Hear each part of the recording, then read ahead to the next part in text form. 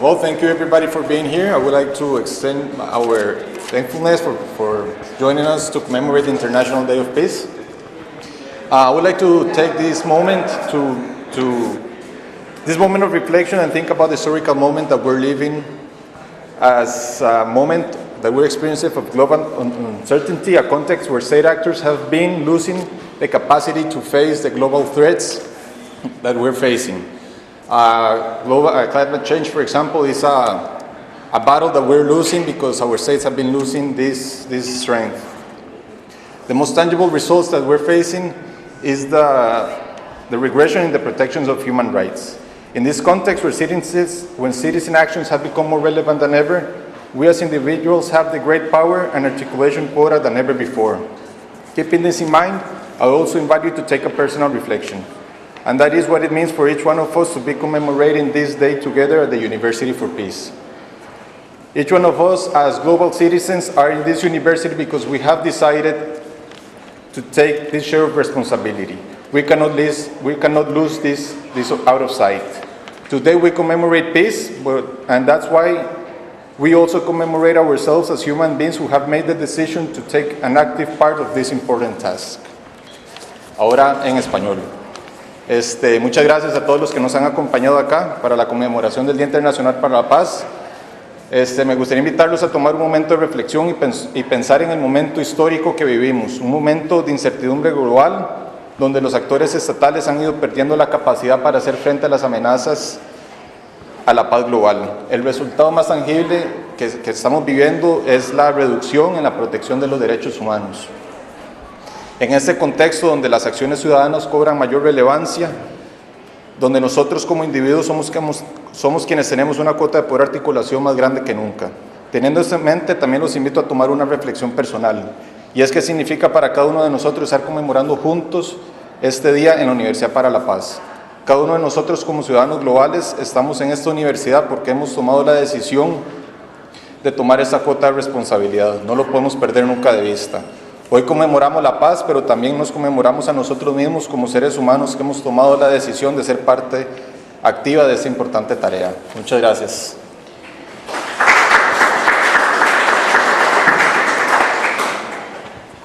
Now I'm going to tell you a little bit about the International Day of Peace. It was established in 1981 by the United Nations General Assembly. 2 decades later, in 2001, the General Assembly unanimously voted to designate the day as a period of non-violence and ceasefire. The United Nations invites all nations and people to honor a cessation of hostilities during the day and to otherwise commemorate the day through education and public awareness on issues related to peace. This year at UPeace, for this celebration, we have decided to make 2 projects that symbolize the collective construction that requires peace. The first, the 1,000 cranes that Naoko, our student, will tell you in a moment what the story and meaning that it has, and the chalkboard that Ana Lucia will tell you in a minute as well. La Asamblea General de las Naciones Unidas estableció el Día Internacional de la Paz en 1981. 2 décadas más tarde, en 2001, la Asamblea General decidió por unanimidad designar este día Jornada de No Violencia y Alto al Fuego. Las Naciones Unidas invitan a todas las naciones y a todos los pueblos a respetar el cese de las hostilidades durante este día y a conmemorar, por el contrario, esta fecha mediante iniciativas de educación y sensibilización pública sobre cuestiones relacionadas a la paz. Este año, para esta celebración en UPAS, decidimos hacer 2 proyectos que simbolizan la construcción colectiva que requiere alcanzar la paz. El primero son las 1000 grullas de paz, que Naoko, nuestra estudiante, nos va a contar un poco más de la historia y el significado, y la pizarra de tiza, que algunos ya vieron por allá, que Ana Lucía nos va a contar en qué consiste.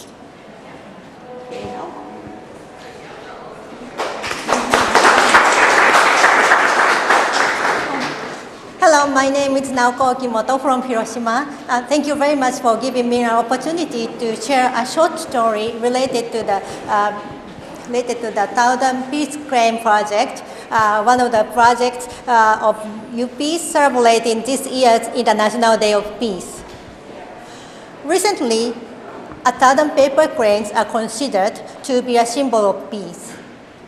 This is related to the episode I'm sharing with you today. In August 1945, at the end of World War II, the atomic bombs were dropped over the cities of Hiroshima and Nagasaki in Japan. In addition to those who lost their lives on the day of the bombing, there are so many who continue to pass away due to the after effects of radiation, including a girl in Hiroshima, Sadako Sasaki, who passed away 10 years after the bombing. Have you heard of a story of Sadako? Anyone? No? Oh, okay. Thank you. And the story is like this. Sadako was 2 years old when she was exposed to the bombing, but even after that, she was a healthy little girl and even a good athlete and was able to run very fast. But 10 years later, in 1955, she developed leukemia and was hospitalized. And in Japan, there was a traditional belief that if you folded 1,000 paper cranes, your wish would come true. So after Sadako and other patients in the hospital received thousands of beautiful paper cranes as a sympathy gift, in August the same year, she started folding 1,000 paper cranes to cope with her physical pain and the suffering of her family. And even after she completed folding 1,000 paper cranes, she continued folding cranes until the day she passed away in October 1955 at the age of 12. And shocked by her death, Sadako's classmates decided to build a monument in her honor. And their sincere passion led to a huge fundraising campaign to build a monument for children and lost to the atomic bombings.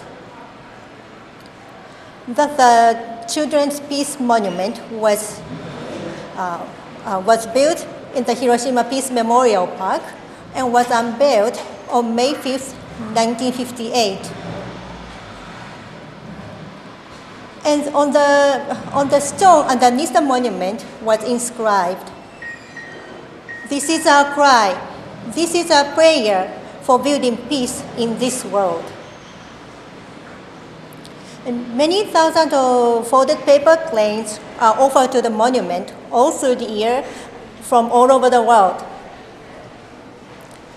I used to work at the Hiroshima Peace Culture Foundation, and our office was located next to the Peace Promotion Division of the city of Hiroshima. And the total number of those paper cranes the city of Hiroshima receives in 1 year is about 10 million, and the total weight is about 10 tons. Sadako's family established a non-profit organization called Sadako Legacy and seeks to share Sadako's mission and legacy with projects and educational activities on peace issues. They have donated some of the paper cranes Sadako had folded to institutions around the world, including the Hiroshima Peace Memorial Museum and the National September 11th Monument and Museum in New York, and the USS Arizona Memorial in Pearl Harbor, among others. Sadako's story has spread all over the world in various forms and has made 1,000 peace cranes as symbol of peace.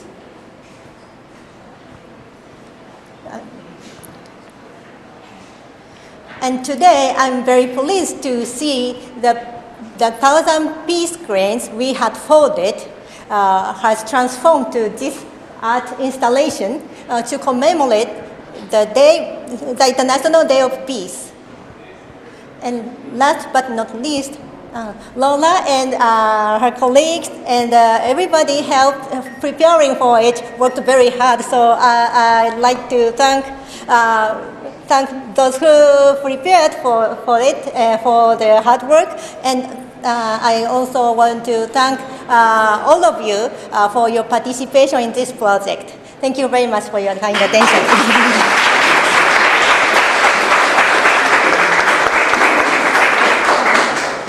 Voy a contarles la historia que acaba de compartirnos Naoko en español. En el momento hay una leyenda, una creencia en Japón que si uno quiere que se le cumpla un deseo, uno construye 1000 grullas y se le cumple ese deseo. Cuando cayeron las bombas atómicas en Hiroshima y Nagasaki, Sadako, que es una niña que tenía 2 años en ese momento, no muere en el momento de los bombardeos, pero producto de la exposición a la radiación de las bombas le da leucemia. Ella en el hospital comienza a construir las 1000 grullas para sanarse. Ella no sobrevivió, pero a raíz de esto la grulla tomó un sentido de paz y un significado de paz, y su familia decidió seguir el legado de ella para promover los temas de paz.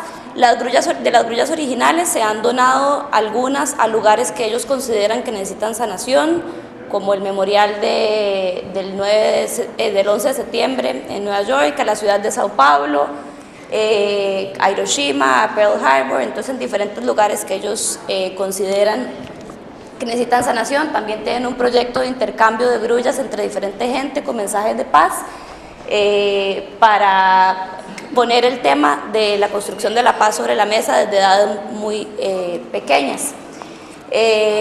Naoko nos compartió que ella trabajó en the name of the Peace Culture, la Fundación de la Cultura de Paz en Hiroshima, donde hay un parque donde existe una escultura que es para conmemorar a Sadako, y aquí mandan grullas todo el año. Dice que llegan alrededor de 10 millones de grullas y pesan alrededor de 10 toneladas. Para este proyecto lo comenzamos hace como mes y medio. Varios de ustedes colaboraron. Como pudieron ver, durante el almuerzo se hacían las grullas, hay gente que ayudó con la estructura, a tejer todas las hileras. Fueron 74 personas las que colaboraron para hacer esto, y cada una de estas grullas azules tiene el nombre de una de ellas.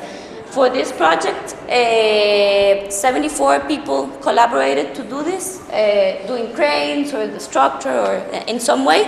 And for each person that collaborated, we made a blue crane that has their names. So this was a project of students, staff, teachers, all the UPeace community. Muchas gracias. Thank you. I think was the best manifestation of how you can build peace and unite people from different countries and different parts of the world.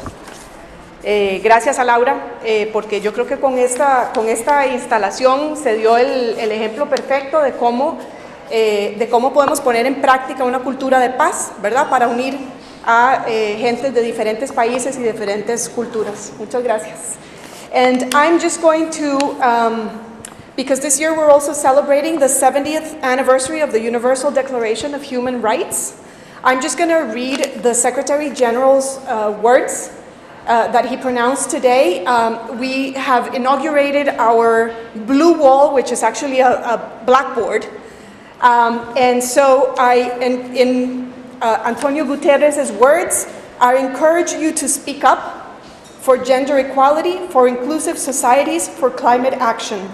Do your part at school, at work, at home. Every step counts. Este año también estamos conmemorando el 70 aniversario de la Declaración Universal de Derechos Humanos. Entonces estamos inaugurando aquella pared azul allá atrás, que es una pizarra. Y entonces voy a leer las palabras del secretario general que dijo hoy. Dice, les aliento a pronunciarse en favor de la igualdad de género, en favor de unas sociedades inclusivas, en favor de la acción contra el cambio climático. Pongan de su parte en la escuela, en el trabajo, en el hogar. Todo lo que se haga cuenta. Happy International Day of Peace. Feliz Día Internacional de la Paz.